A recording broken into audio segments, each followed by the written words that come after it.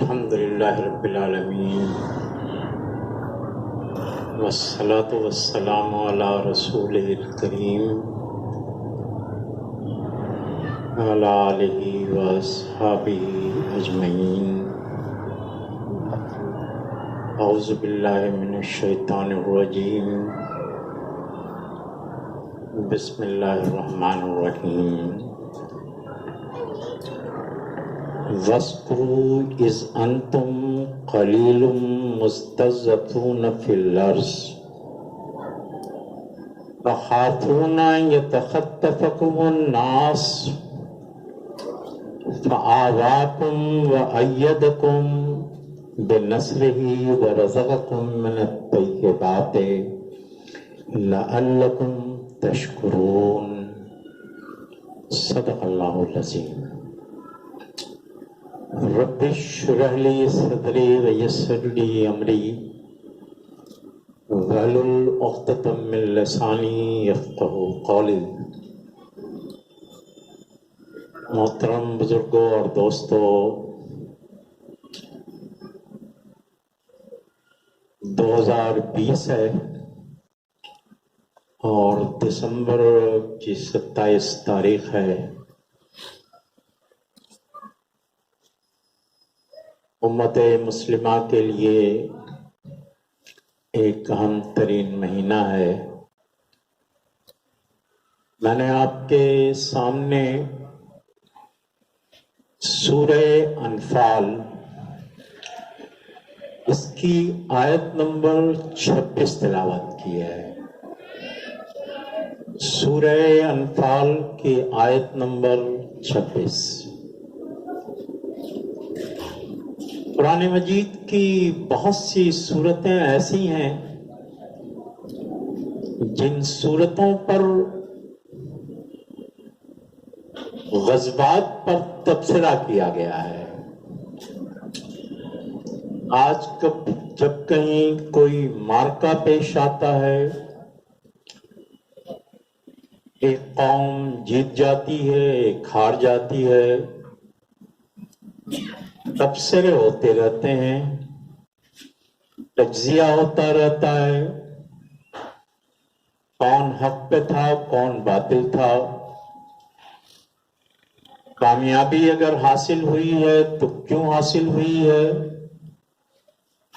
ناکامی کا اگر منہ دیکھنا پڑا ہے تو کیوں ہے۔ جب ہم ٹیلی ویژن کو کھولتے ہیں تو ایک دو نہیں، سینکڑوں چینل پر مختلف زبانوں کے اندر تبصرے ہوتے رہتے ہیں۔ لیکن غزوہ بدر وہ اسلام اور کفر کا پہلا معرکہ سن 2 ہجری میں، ایک طرف 313 مسلمان ہیں اور ایک طرف 1000 کا لشکر ہے۔ مکہ سے ابھی ہجرت کی گئی ہے، چند افراد نے ہجرت کی ہے۔ غزوہ بدر میں 313 مسلمان ہیں اور 1000 دشمنوں کا لشکر ہے جو سارے سامان حرب سے لیس ہے۔ ہر دیکھنے والی آنکھ، تجزیہ کرنے والے تجزیہ نگار آسانی سے یہ تجزیہ کرتے کہ دونوں کا کوئی مقابلہ نہیں ہے۔ ایک کا سامان چند گھوڑوں پر ہے، چند ذروں پر ہے، اور دوسری طرف بے شمار اسلحے ہیں۔ ان تبصروں میں اللہ تعالیٰ نے بھی تبصرہ کیا ہے، اور کئی صورتوں میں اللہ تعالیٰ کے تبصرے تحریر ہیں، موجود ہیں۔ اگر آپ سورہ انفال کا مطالعہ کریں گے تو سورہ انفال میں غزوہ بدر پر اللہ تعالیٰ کا تبصرہ ہے۔ بتایا گیا ہے کہ تمہیں اگر کامیابی ملی ہے، تم اگر اپنے سے 3 گنا زیادہ قوت پر حاوی ہو گئے ہو، فتح یاب ہو گئے ہو، تو اس میں تمہارا کوئی کمال نہیں ہے۔ تم نے جو زمین سے اٹھا کر دشمنوں کی طرف ریت پھینکی تھی، وہ تم نے نہیں پھینکی تھی، اللہ تعالیٰ نے پھینکی تھی۔ صرف یہی سورہ انفال نہیں، بلکہ اگر آپ غزوہ احد میں، جس میں مسلمانوں کو شکست ہوئی ہے، بظاہر کامیابی ہو رہی تھی، اور تیر اندازوں کو ایک ٹاسک دیا گیا تھا، کام دیا گیا تھا، ایک مقام پر کھڑے کر دیا گیا تھا، ان کی ڈیوٹی لگا دی گئی تھی، قائد ان کو منع کرتا رہا کہ اپنی جگہ سے ہم نے ہٹنا نہیں ہے، لیکن چند ایک کی کوتاہیوں کی وجہ سے وہ جیتی ہوئی جنگ شکست میں تبدیل ہو گئی۔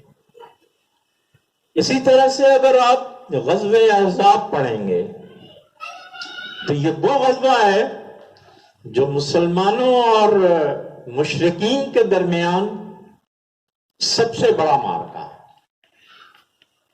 عرب کی ساری قوتیں ایک جگہ جمع ہو گئی ہیں اور چاروں طرف سے دشمنوں پر یلغار ہے، اور ایک طرف مدینہ کی چھوٹی سی ریاست ہے اور اس کو نیست و نابود کرنے کے لیے سارے مشرکین جمع ہیں۔ بھرپور تبصرہ ہے سورہ احزاب میں۔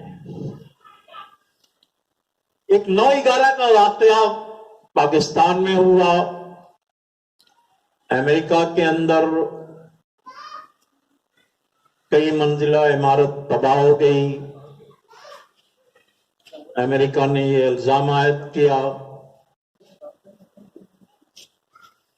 کہ یہ جو مجاہدین ہیں، یہ جو طالبان ہیں، انہوں نے اسے تباہ کیا ہے۔ غزوہ تبوک اور تبصرہ، جو ایک طرف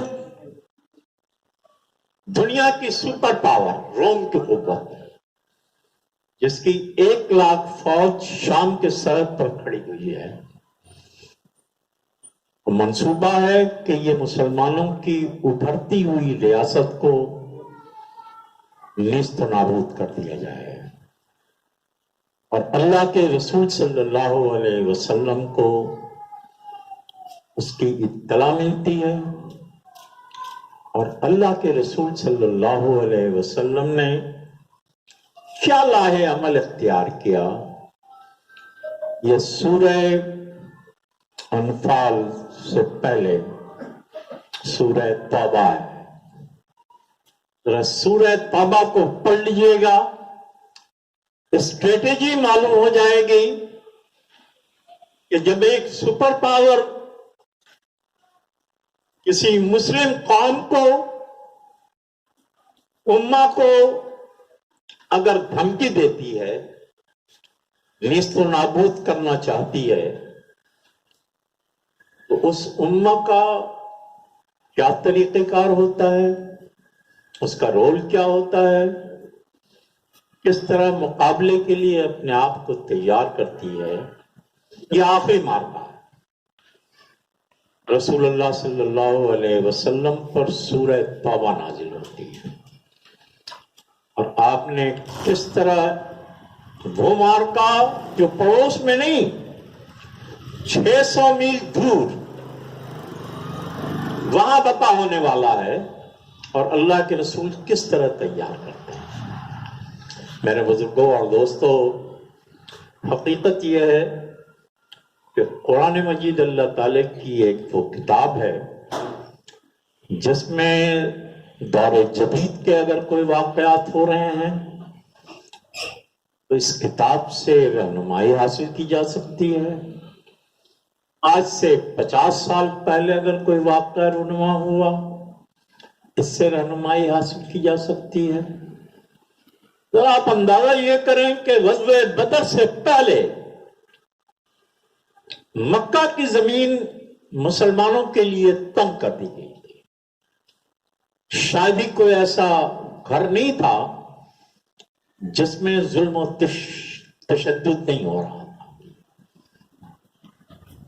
ایک عام کارکن، عام ایمان لانے والا، بڑے نامی گرامی لوگ سارے زد میں آ گئے تھے. اس وقت مسلمانوں کی کیفیت کیا تھی، کس قسم کی خواہش کر رہے تھے، کس قسم کی دعائیں کر رہے تھے، اللہ تعالیٰ سے کیسی مدد چاہ رہے تھے، یہ سورہ انفال کی آیت نمبر 26 میں ہے. یہ ذرا اس کا ترجمہ سنیں، پھر آپ کو ایک انشاءاللہ ٹاسک بھی دوں گا، اور اس کے بعد اس آیت کی روشنی میں ہمارے لیے کیا لائے عمل ہے، یا آج سے 50 سال پہلے ہمارے ساتھ کیا واقعہ رونما ہوا، ذرا اس پر گفتگو ہوگی. وَاذْكُرُوا إِذْ أَنْتُمْ قَلِيلٌ مُسْتَضْعَفُونَ. ذرا اہل ایمان سے مخاطب ہے اللہ تعالیٰ، اور اس حالت کو یاد کرو جبکہ تم زمین میں قلیل تھے، مختصر تھے. 10,000 کی آبادی تھی مکہ کے اندر، اب مسلمانوں کی تعداد کوئی 250-300، کوئی ریشیو نہیں ہے. اللہ تعالیٰ ان حالات کی نشاندہی کر رہا ہے. اس حالت کو یاد کرو جبکہ تم زمین میں قلیل تھے، کمزور شمار کیے جاتے تھے، نہیں تھے، بدلہ نہیں لے سکتے تھے، ہاتھ نہیں اٹھا سکتے تھے، ظلم و ستم سہ رہے تھے. اس اندیشے میں رہ رہے تھے کہ تم کو لوگ نوچ گھسوٹ نہ لیں، نیست و نابود نہ کر دیں، سطح ہستی سے مٹا نہ دیں. یہ 250 اور 300 آدمی کو مٹا دینا، ختم کر دینا بڑا آسان کام تھا. سو اللہ نے تم کو رہنے کی جگہ دی. اللہ تعالیٰ احسان بتا رہا ہے. یہ زمین تنگ ہو گئی تھی مکہ کی. رسول اللہ صلی اللہ علیہ وسلم کے جانی دشمن ہو گئے تھے جب ابو طالب اس دنیا سے رخصت ہو گئے. حضرت خدیجہ رضی اللہ تعالی عنہ انتقال کر گئی. ابو لہب سردار بن گیا بنو ہاشم کا. اب کہا کوئی بھی محمد کا سرپرست نہیں ہے، لہذا قتل کا پلان ہو گیا اور فیصلہ ہو گیا کہ فلاں دن ڈیرا ڈالا جائے گا ان کے گھر، اور صبح کو یہ نکلیں گے تو 12 قبیلے کے افراد، نوجوان 12 تلواروں کی مدد سے ایک ساتھ ان پر حملہ آور ہوں گے، تاکہ اگر بنو ہاشم کسی ایک قبیلے کے خلاف بھی لڑنا چاہے تو کہہ دیا جائے کہ یہ تو 12 قبیلے ہیں، اگر لڑنا ہے تو 12 قبیلوں سے لڑیں. یہ صورتحال مکہ کی تھی. سو اللہ نے تم کو رہنے کی جگہ دی. مکہ سے مدینہ ہجرت کر گئے. تم کو اپنی نصرت سے قوت دی اور تم کو نفیس نفیس چیزیں عطا فرمائیں تاکہ تم شکر کرو.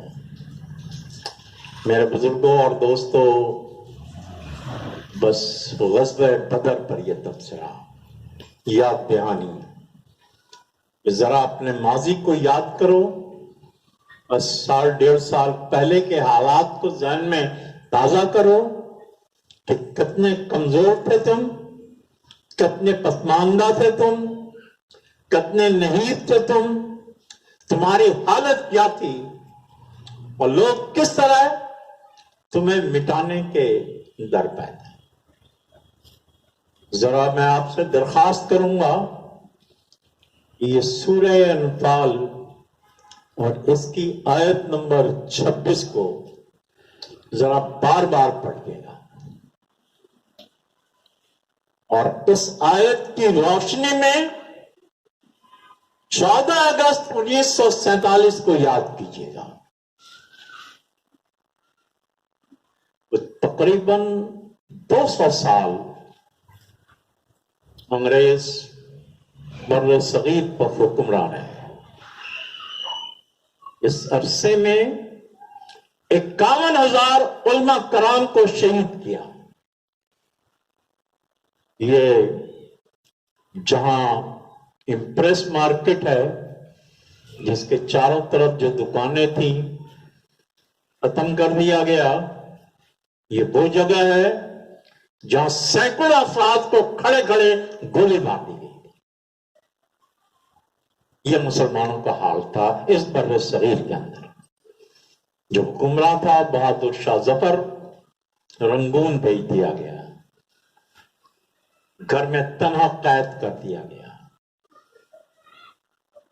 और उन हालात में अल्लाह ताला ने मुसलमानों की नुसरत की और एक ऐसी रियासत वजूद में आई जो दुनिया की सबसे बड़ी मुस्लिम रियासत थी।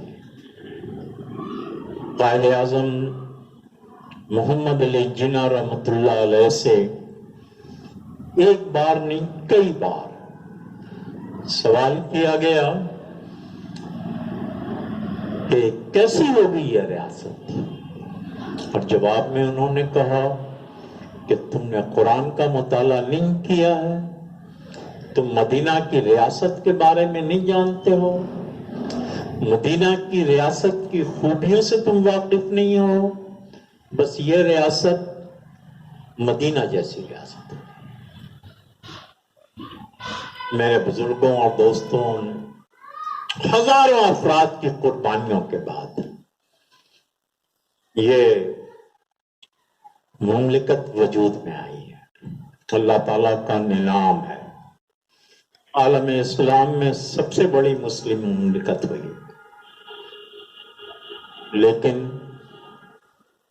सिर्फ 17 साल के बाद इसी दिसंबर के महीने में इसकी 16 तारीख को इसका जो मशरकी बाजू था, इसके दारुल हुकूमत में एक बहुत बड़े मैदान में रेस कोर्स के अंदर मशरकी कमान का जो कमांडर था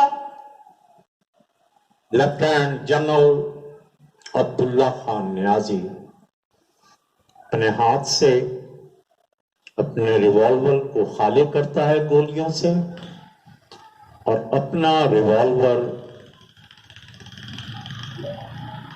जनरल अरोड़ा के सुपुर्द कर देता है, जिसके सामने में हथियार डाले हुए हैं। जो जनरल नियाजी के गिर्द जो लोग फौजी अफसरान थे, उन्होंने फौरी तौर पर जनरल नियाजी के जितने रैंक उसके सीने पर और उसके बाजू पर आवेजा थे, वो सारे नोच लिए गए, उतार दिए। आलमी इस्लाम का इंतहाई दौरनाक दिन, 93,000 फौज बगैर लड़े हुए एक दुश्मन के सामने में हथियार डाल देती। इस पाकिस्तान में इस वाक़े के बाद कई सालों तक तो अखबारात में, रसाले में, टेलीविजन के अंदर, रेडियो पाकिस्तान में ऐसे मज़ामीन शाया होते थे जिसमें निशानदेही की जाती थी कि वो क्या असबाब थे کیا غلط تھے، کیا کوتاہیاں تھیں جن کی وجہ سے دنیا کی سب سے بڑی مسلم مملکت مشرک کے ہاتھوں شکست کھا جاتی ہے۔ 93,000 فوج کا اپنے ہی سرزمین پر بغیر لڑے ہوئے ہتھیار ڈال دینا عجیب و غریب واقعہ تھا، لیکن واقعہ رونما ہو گیا۔ گزشتہ 5-7 سال سے اب یہ کیفیت ہے کہ اب اخبارات 16 دسمبر کے حوالے سے کوئی مضمون شائع نہیں کرتے، کسی ڈائجسٹ میں اس پر تبصرہ نہیں ہوتا، کسی میگزین میں کوئی مبصر گفتگو نہیں کرتا۔ ایسا معلوم ہوتا ہے شاید کوئی معمولی واقعہ تھا جو 16 دسمبر 1971 کو روح پذیر ہو گیا۔ آج اکثریت نوجوانوں کی ان کی عمریں 25 اور 30 کے درمیان میں، جنہوں نے گریجویشن کر لیا ہے، جنہوں نے ماسٹر کیا ہوا ہے، ان سے اگر آپ پوچھیں گے تمہیں معلوم ہے کہ مشرقی پاکستان جو مغربی پاکستان سے 1800 کلومیٹر دور تھا کیسے ساتھ تھا، کیوں یہ علیحدہ ہو گیا؟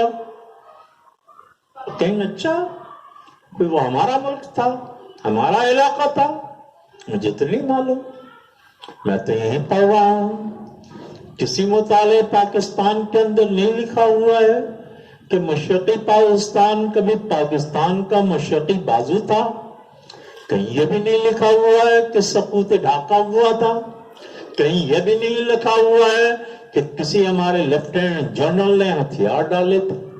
یہ کہاں کی بات آپ کر رہے ہیں؟ وہ لڑکے جو 9ویں 10ویں کے نہیں ہیں، جن کا مضمون پولیٹیکل سائنس ہے، وہ پولیٹیکل سائنس پہ جنہوں نے ایم اے کیا، ماسٹر ڈگری لی ہے، وہ اپنی لا علمیت ظاہر ہے۔ ایسا بھی کوئی واقعہ ہو؟ میرے بزرگوں اور دوستوں، جو میں کر رہا ہوں کہ یہ آیت سورہ انفال کی آیت نمبر 26 بتا رہی ہے، ہمیں ہمارا تجزیہ کر رہی ہے کہ ذرا تم غور کرو تم کون تھے،